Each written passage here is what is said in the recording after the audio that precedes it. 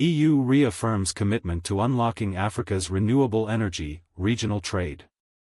The European Union has reaffirmed its commitment to working alongside African institutions in strengthening regulatory frameworks and unlocking the potential of renewable energy and regional energy trade. Opening the African Single Electricity Market, AFSEM, high-level technical meeting yesterday, Head of Policy and Cooperation at the EU delegation to the African Union Gianluca Azzoni commended the coordination among EU energy institutions, regional economic communities, power pools, regional regulators. African Union energy institutions, regional economic communities, power pools, regional regulators and member states. In particular, the development of AFSEM's implementation guidelines on renewable energy trading, regional regulatory harmonization, off-grid integration and electricity financial markets, they all demonstrate a forward-looking, inclusive and collaborative approach. The European Union is delighted to be among the key partners in this journey.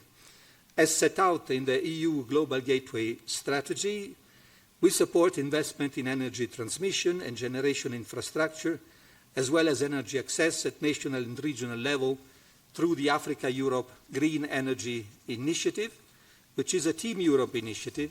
By 2030 in accordance with the timeline of the AFSEM.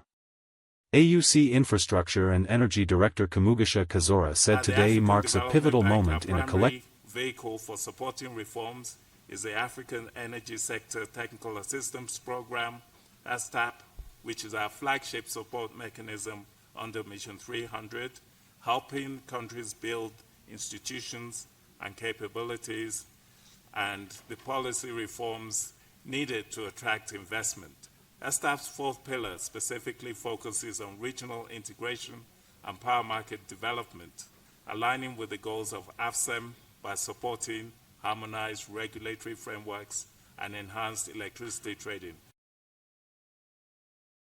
PAD Energy Principal Program Officer Tichikunda Simbini on his part said that the Central African Power Pool and the through the Continental Power Systems Master Plan, we think that the Central African Power Pool and the Southern and the East African Power Pool are going to be very key for us in terms of generating the power that pools are operational by 2030 in accordance with the timeline of the AFSEM. AUC Infrastructure and Energy Director Kamugisha Kazora said today marks a pivotal moment in a collective pursuit to transform Africa. Today is an opportunity for us to lay the institutional and operational foundations for the implementation of a unified Africa electricity market which will deliver clean, reliable, as well as affordable electricity to all corners of the continent. President Atske Selassie bids farewell to 3 ambassadors. Ethiopian President Atske Selassie extended his farewell to the ambassadors of Canada, Sweden, and Saudi Arabia, whose terms have concluded. The president bids farewell to Hans Henrik Lundqvist, the Swedish ambassador to Ethiopia, Joshua Taba, the Canadian ambassador to Ethiopia, and Fahad Al-Humidani, the Saudi Arabian ambassador to Ethiopia. On the occasion, President Tay commended the ambassadors for strengthening bilateral relations in various sectors during their tenure. In particular, the president lauded the ambassadors for their initiatives to further strengthen trade, investment. I'm very proud of what we've achieved during my time in Ethiopia as ambassador. We've strengthened what was already a good bilateral relationship, but brought it to a higher ground. We've made important commitments to Ethiopia. We'll be building a new chancery. We have an expanding footprint of diplomats in the country. We've maintained our development cooperation and humanitarian assistance and supported priority initiatives that the government has identified for us, like demobilization and reintegration of ex-combatants. We've established a new Canadian-Ethiopian Chamber of Commerce that we think will attract additional Canadian investment over the coming years, and we've worked with many different stakeholders across the country to strengthen people-to-people ties. Indicated that their efforts align closely with the government's priority sectors. Furthermore, the ambassadors acknowledged the Ethiopian government's recent initiatives aimed at accelerating development across multiple sectors. Our support now also to the very important key national processes like the national dialogue, the DDR process, transitional justice is key for us to support, but also key for Ethiopia. Right now, when we look at the economic reforms happening in the country, this has been very important for me to bring Swedish companies to improve the trade between Ethiopia and Sweden, focusing on important sectors that we have consensus on, about the environment, new energy efficiency, and sustainability issues as well. For the continued strengthening of these efforts. The ambassadors reiterated their dedication to enhancing bilateral relations.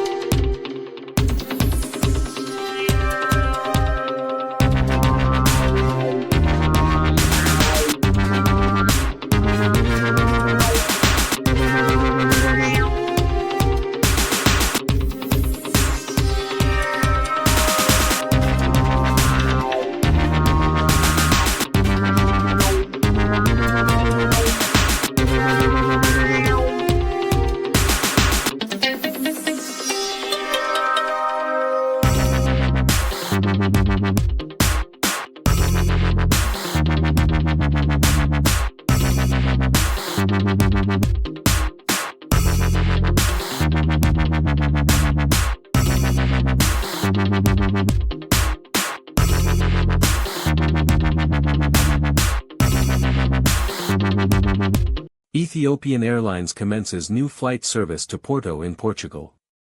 Ethiopian Airlines announced the commencement of a new passenger flight service to Porto, Portugal, effective as of today. In a colorful event attended by ambassadors, ministers, and Ethiopian Airlines executives at Ethiopian Skylight Hotel, Ethiopian marked the commencement of its new 4 times weekly passenger service to Porto, Portugal. This new service will include a single stop via Madrid, Spain.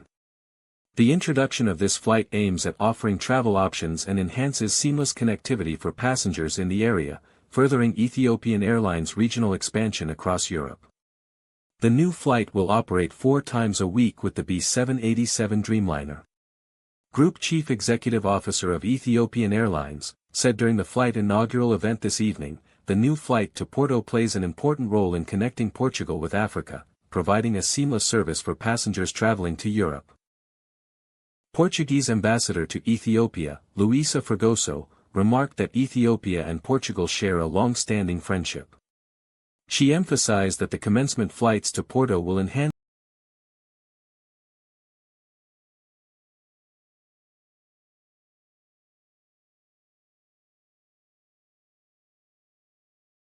Africa must prioritize projects that drive regional, continental integration. The African Union, AU, has called on its member states to prioritize development projects that promote regional and continental integration as the continent enters the second phase of implementing Agenda 2063. Botho Kebaboni, Director of Strategic Planning and Delivery at the African Union Commission, emphasized the importance of aligning national efforts with continental and global development agendas. For us to achieve the peaceful Africa we want, we must be able to resolve African conflict amicably and peacefully. For the perspective of integration, we are saying for us to integrate well as per the aspiration, flagship projects such as Africa Continental Free Trade Area must be implemented. But the key thing for us is member states must deliver on their national development plans that would push the results of the second 10-year and the overall agenda. And Agenda 2063, the AU's blueprint for inclusive and sustainable development.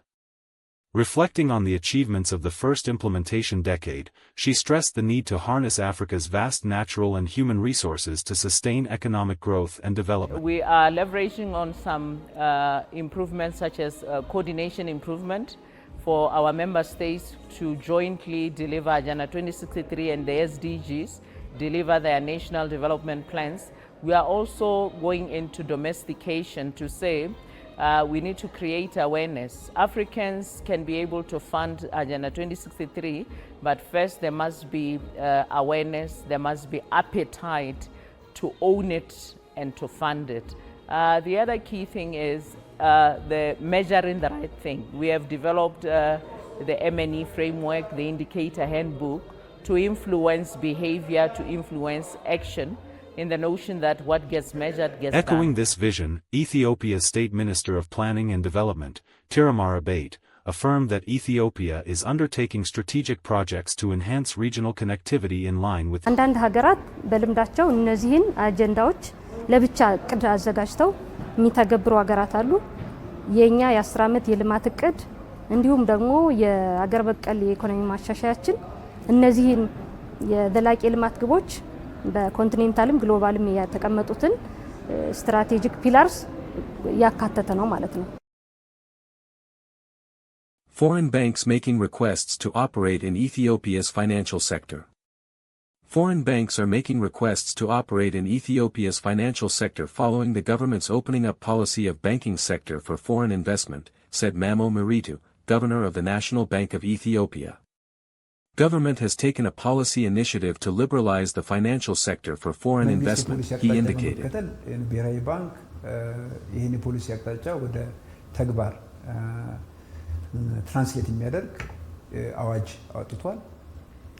በአዋጁ መሰረት የኢትዮጵያ ፋይናንስ ዘርፍ ለውጭ ኢንቨስትመንት ክፍት ተደርጓል።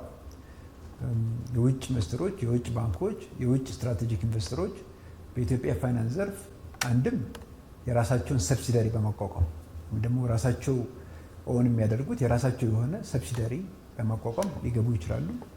ሁለተኛ አሁን ባሉ ባንኮች ሼር በመግዛት ሊገቡ ይችላሉ። ሶስተኛ ደግሞ ቅርንጫፍ ጽህፈት ቤት ወይም ደግሞ ብራንች ኦፊስ የምንለውን በመክፈት ሊገቡ ይችላሉ።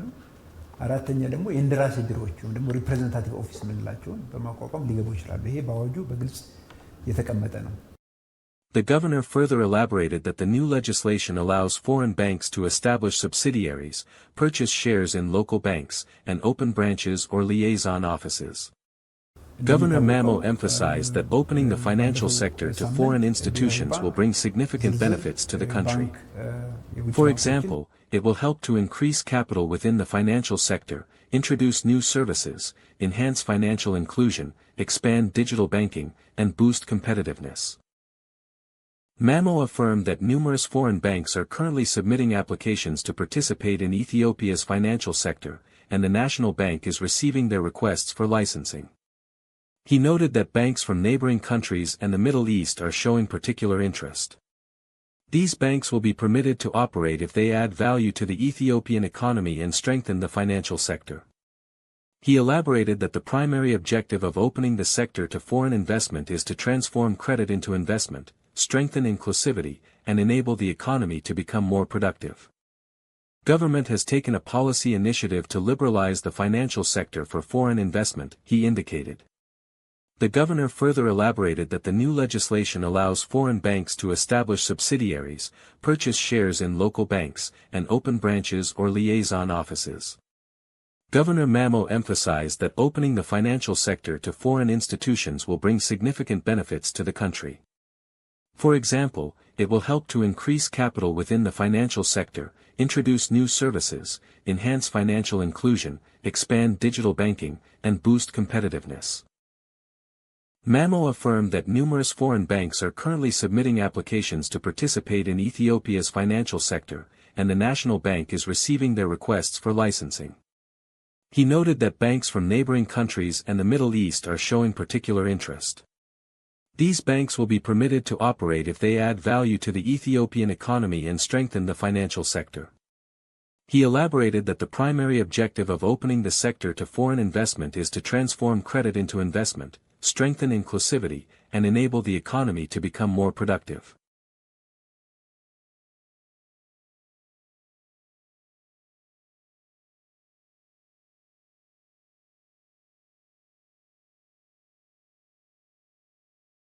Ethiopia's Addis Ababa University celebrates graduation of about 7,000 students across diverse disciplines. Addis Ababa University, Ethiopia's oldest and largest higher learning institution, today graduated some 6,849 students. This includes undergraduate, postgraduate, and PhD candidates, with a notable percentage of female graduates. The university, which also celebrated its 75th anniversary, is known for its significant role in producing professionals and contributing to national, regional, and global development. While Addis Ababa University graduates its students in Addis Ababa, similar commencement ceremonies have been held in various universities across the country in recent weeks. President Tayatski Selassie urged the Addis Ababa University graduates of 20 የምትቀላቀሉት ዓለም እጅግ ተለዋዋጭ ዳይናሚክ የሆነ የጂኦ ኢኮኖሚና የጂኦ ፖለቲካ እንዲሁም የጂኦ ፖለቲክስ ዓለም መሆኑን መረዳት ተገቢ ነው።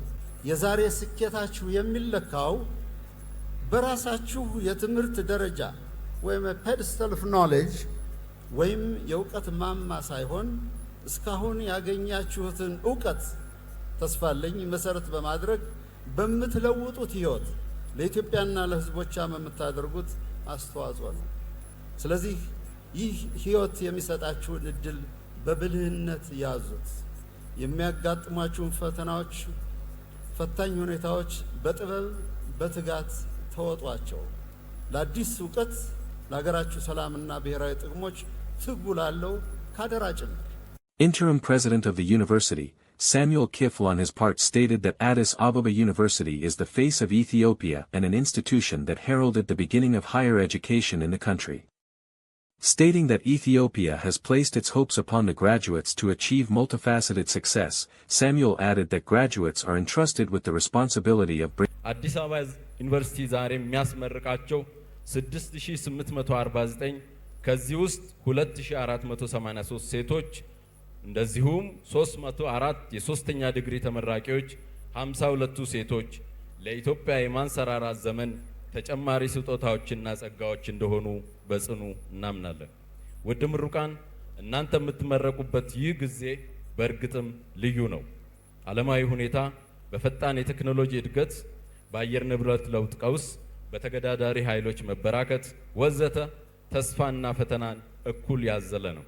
ኢትዮጵያ ሀገራችን በእናንተ አቅምና ጥበብ ታግዛ ወደ ሁለንተናዊ ብልጽግና የምታደርገው ጉዞ graduates of Addis Ababa University to define their success by the positive impact they make on Ethiopia and its people.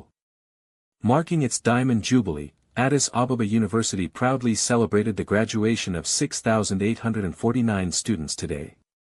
The graduating class included 3,334 undergraduates, 2,859 master's degree recipients, 304 PhD graduates, and 352 individuals who earned specialty and subspecialty qualifications. President Tay further stated that Addis Ababa University has been at the forefront of Ethiopia's academic excellence in conducting research and teaching for the last 75 years. The president emphasized that graduates must carefully assess the evolving global landscape across all sectors and take Addis University to define their success by the positive impact they make on Ethiopia and its people. Marking its Diamond Jubilee, Addis Ababa University proudly celebrated the graduation of 6,849 students today. The graduating class included 3,334 undergraduates, 2,800 ውድ ተመራቂዎች ይችን ልዩ ቀን ስታከብሩ የምትቀላቀሉት ዓለም እጅግ ተለዋዋጭ ዳይናሚክ የሆነ የጂኦ ኢኮኖሚና የጂኦ ፖለቲካ እንዲሁም የጂኦ ፖለቲክስ ዓለም መሆኑን መረዳት ተገቢ ነው። የዛሬ ስኬታችሁ የሚለካው በራሳችሁ የትምህርት ደረጃ ወይም ፔድስተል ኦፍ ኖሌጅ ወይም የእውቀት ማማ ሳይሆን እስካሁን ያገኛችሁትን ዕውቀት ተስፋለኝ መሰረት በማድረግ በምትለውጡት ህይወት ለኢትዮጵያና ለህዝቦቿም የምታደርጉት አስተዋጽኦ ነው። ስለዚህ ይህ ህይወት የሚሰጣችሁን እድል በብልህነት ያዙት። የሚያጋጥሟችሁን ፈተናዎች፣ ፈታኝ ሁኔታዎች በጥበብ በትጋት ተወጧቸው። ለአዲስ ዕውቀት፣ ለሀገራችሁ ሰላምና ብሔራዊ ጥቅሞች ትጉ ላለው ካደራ ጭምር። The last 75 years. The president emphasized that graduates must carefully assess the evolving global landscape across all sectors and take active responsibility in safeguarding Ethiopia's national interest. He stressed that they should become solution-oriented leaders, not individuals who are blame fixers. አዲስ አበባ ዩኒቨርሲቲ ዛሬ የሚያስመርቃቸው 6849 ከዚህ ውስጥ 2483 ሴቶች እንደዚሁም 304 የሶስተኛ ዲግሪ ተመራቂዎች 52ቱ ሴቶች ለኢትዮጵያ የማንሰራራት ዘመን ተጨማሪ ስጦታዎችና ጸጋዎች እንደሆኑ በጽኑ እናምናለን። ውድ ምሩቃን እናንተ የምትመረቁበት ይህ ጊዜ በእርግጥም ልዩ ነው። ዓለማዊ ሁኔታ በፈጣን የቴክኖሎጂ እድገት፣ በአየር ንብረት ለውጥ ቀውስ፣ በተገዳዳሪ ኃይሎች መበራከት ወዘተ ተስፋና ፈተናን እኩል ያዘለ ነው። ኢትዮጵያ ሀገራችን በእናንተ አቅምና ጥበብ ታግዛ ወደ ሁለንተናዊ ብልጽግና የምታደርገው ጉዞ የሚወስደውን ጊዜ እንደምታሳጥር ተስፋችን። President Tayatsky Selassie urged the Addis Ababa University graduates of 2025 to measure their success through what they contribute to Ethiopia and its people. During the graduation ceremony, President Tayatsky Selassie urged the 2025 graduates of Addis Ababa University to define their success by the positive በተመረኩበት ዙሪያ ላይ ሆስፒታል ክሊኒክ ነው የምሰራው። ከፔሸንቶቹ ጋር ዴይ ቱ ዴይ ዲል እናደርጋለን እና በዚህ የተነሳ ማንኛውንም ፔሸንት በታማኝነት እና ማንንም ሳላበላልጥ ለማገልገል ዝግጁ ነኝ።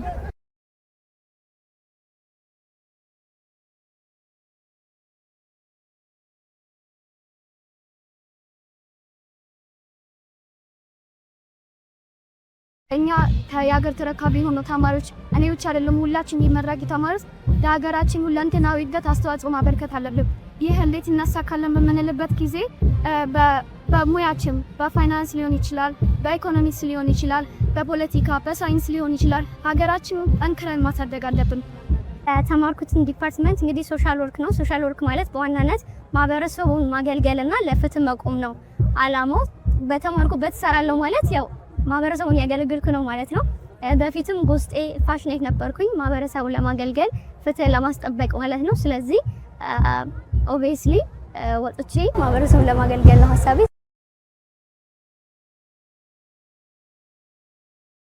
South Korea eyes further expanded investment in Ethiopia. South Korea's National Assembly Deputy Speaker Ju Ho-young has affirmed his country's commitment to further deepening its long-standing friendship with Ethiopia through enhanced investment cooperation. President Tayatsky Selassie has received the parliamentary delegation led by the Deputy Speaker today. National Assembly of South Korea Deputy Speaker Ju Ho-young is on an official visit to Ethiopia. The Deputy Speaker stated that he has expressed his country's deep respect and gratitude for Ethiopia's sacrifices in support of peace on the Korean Peninsula during his meeting with President Tay.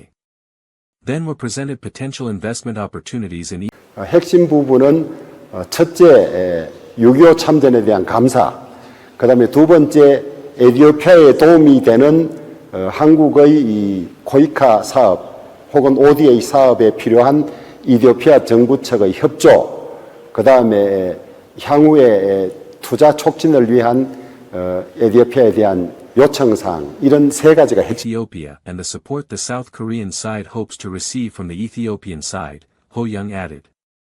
The Deputy Speaker also expressed South Korea's desire to further enhance cooperation with Ethiopia in the spheres of development. 저희들은 3박 4일 일정으로 에티오피아 아디스아바바를 의원 5명이 함께 방문을 했습니다. 방문해서 저희들이 한 일은 LG 코이카의 호프 칼리지를 방문해서 교육 현황을 살피고 애로사항을 청취했고, 그 다음에 명성병원 코리아 하스피탈을 방문해서 전부 시찰을 하고, 그 다음에 새 빌딩을 짓는 계획을 들었으며 한국전쟁 참전 기념비를 참배하고 참전 노병들과 간담회를 갖고 그들의 이 말씀을 청취하는 그런 아주 의미 있는 시간들을 가졌습니다. 거기에 또 여기에 나와 있는 한국 기업들 CEO들을 만나서 현황과 애로사항을 청취를 했습니다. 매우 유익한 이야기를 많이 들었고 또 건의사항도 많이 받았습니다. 오늘 대통령을 만나 뵈서는 우선 6.25 때 President Tayatsky Selassie reaffirmed Ethiopia's commitment to deepening the long-standing ties between the two countries. Ho Young further pointed out that the delegation engaged in activities that contributed to strengthening economic and investment relations between the two countries during its visit to Ethiopia.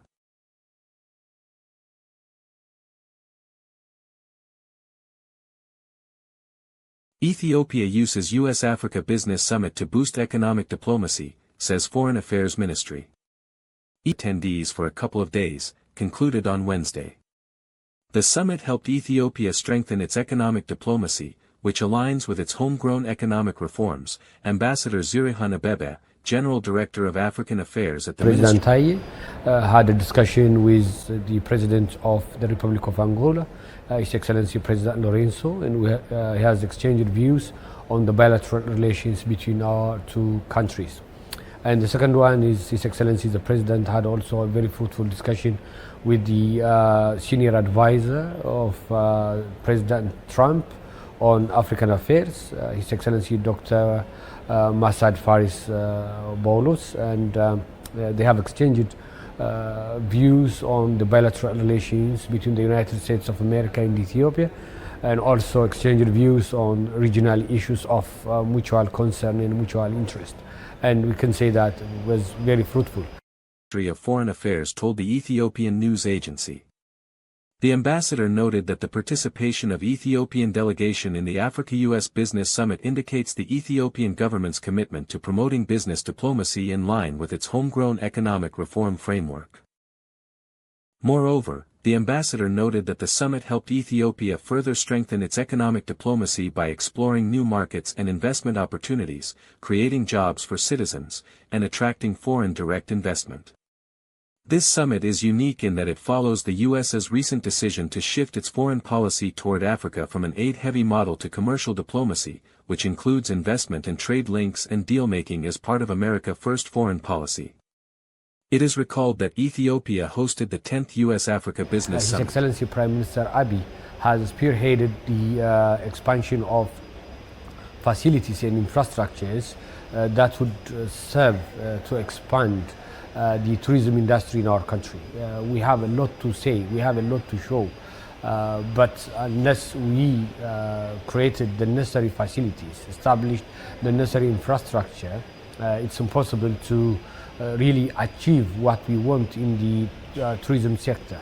So this partnership between EIH and IFP is meant to establish world standard high quality luxury hotel in Ethiopia to attract tourists, and we can generally say our participation at the US-Africa Business Summit was really successful, and we have had sideline meetings and networking, and it was really great and successful.